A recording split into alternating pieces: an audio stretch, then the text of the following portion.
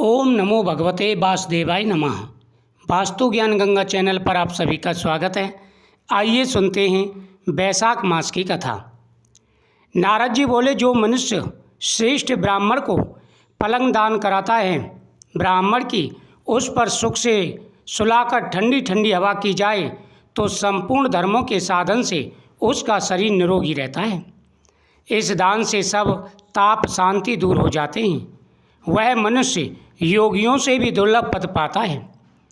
जो मनुष्य बैसाख में धूप के थके हुए ब्राह्मण को सुंदर श्रमनाशक पलंग दान कराता है, वह मनुष्य, हे राजन, संसार के जन्म मरण और वृद्धावस्था के कष्ट नहीं भोगता।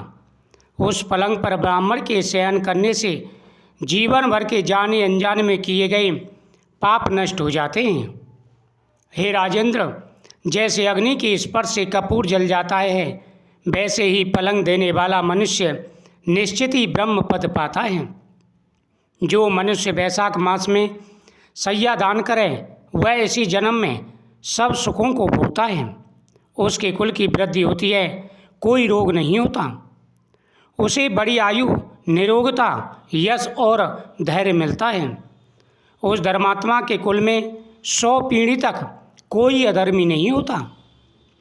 इस मास में दानादि करने का अपार फल होता है। बैसाख के धर्मों को इस तरह करने वाला धर्मात्मा पुरुष सब भोगों को भोगकर अपना शरीर त्यागता है। जो वेद पाठी ब्राह्मण को तकिया दान देता है, उसके सभी पाप नष्ट हो जाते हैं और अंत में ब्रह्म पद को पाता है।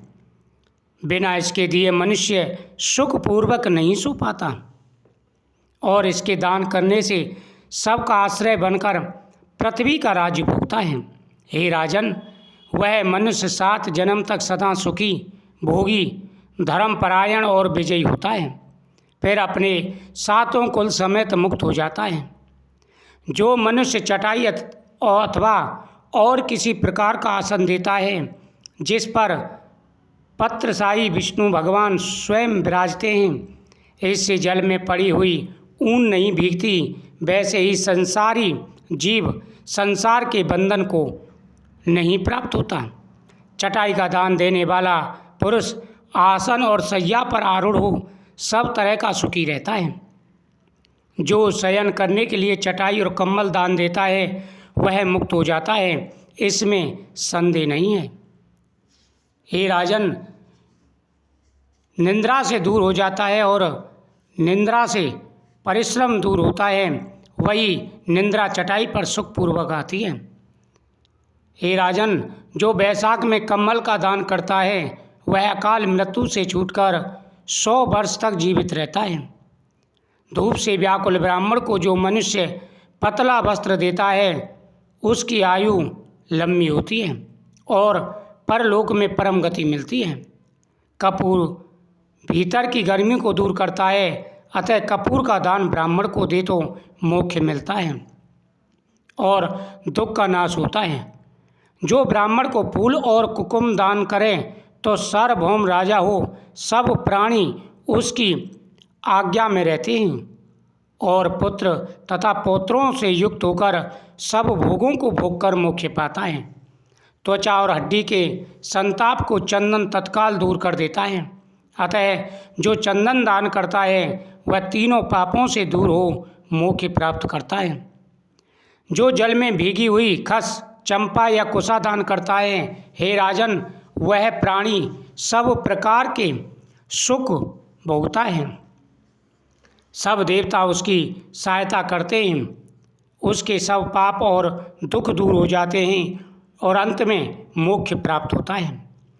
जो बैसाख में गोरोचन और कस्तूरी का दान करता है, वह तीनों ताप से छूटकर मोक्ष पद पाता है। जो मेष की संक्रांति में तांबूल और कपूर का दान करता है, वह पृथ्वी में सारे सुख भोगकर निर्वाण पद प्राप्त करता है। जो मनुष्य अन्न, जल और छाया दान करता है, उसके पुण्य को कोई नहीं लिख सकता। हे राजन, जो बैसाख में केतकी और मल का दान करता है, वह माधव भगवान की आज्ञा से मोक्ष पद पाता है। जो मनुष्य ब्राह्मण को सुपारी और अन्य सुगंधित द्रव्यों का दान देता है वो अनंत गुना फल प्राप्त करता है। जो नारियल का दान करता है उसके पुण्य के फल कोई नहीं कह सकता। वह 7 जन्म तक ब्राह्मणों के घर जन्म लेता है और धर्मान तथा बेट पार्टी होता है, पर वह 7 कुल समेत विष्णु लोक को जाता है। हे राजन, जो प्राणी विश्राम मंडप बना ब्राह्मण को देता है उसके पुण्य के फल कहने को मैं भी सामर्थ्य नहीं हूँ। जो मनुष्य छाया मंडप बनाकर भीतर बालू बिछाकर उसमें प्याऊ लगा देता है वह स्वर्गलोक का स्वामी हो जाता है और देवताओं जैसा सुख प्राप्त करता है। जो मनुष्य मार्ग में बाग, तड़ाग, कुआं, झोंपड़ी बनवाता है वह बड़ा धर्मात्मा है, उसको पुत्रों से और क्या। जो मनुष्य कुआं, तालाब, मंडप और प्याऊ लगवाता है तथा अच्छे काम करता है उसे संतान का सुख प्राप्त होता है। संतान 7 प्रकार की है, इन 7 में से जो एक भी नहीं करता वह मनुष्य स्वर्ग को नहीं जाता। उत्तम शास्त्रों का सुनना, तीर्थ यात्रा, सत्संग, जलदान, अन्नदान, पीपल का पेड़ लगाना और पुत्र होना, ये 7 प्रकार की संतान देवताओं ने कही हैं। अन्य सैकड़ों धर्म करने पर भी मनुष्य को संतान नहीं मिलती, इसलिए संतान की इच्छा करने वाले को इनमें से एक कर्म अवश्य करना चाहिए। पशु, पक्षी, मृग और वृक्षों को भी स्वर्ग सुख मिलता है, फिर मनुष्य का तो कहना ही क्या। हे राजन, जो मनुष्य सुपारी, नाग, बल्ली, कपूर और अगर सहित दान करता है वह निश्चित ही शारीरिक पापों से मुक्त हो जाता है तथा यश, धैर्य और लक्ष्मी प्राप्त करता है।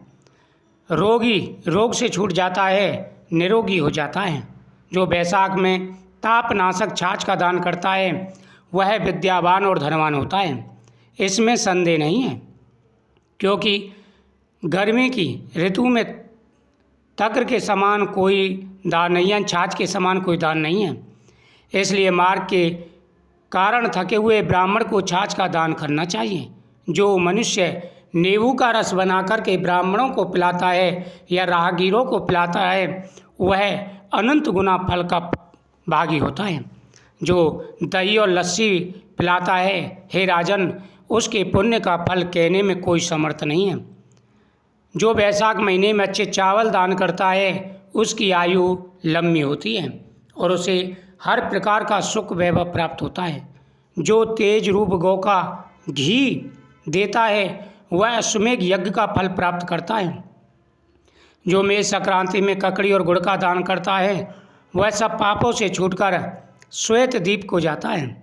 जो मनुष्य दिन के ताप की शांति के लिए ईख दान करता है उसका अनंत गुना फल प्राप्त होता है। यानी बैसाख के महीने में मनुष्य को अपने सामर्थ्य के अनुसार दान अवश्य करना चाहिए, चाहे छोटा सा ही दान क्यों ना हो। दान होता है और उसका फल अनंत गुना प्राप्त होता है। ओम नमो भगवते वासुदेवाय नमः मंत्र का जाप करते हुए दान करें और प्रतिदिन कथा सुनें।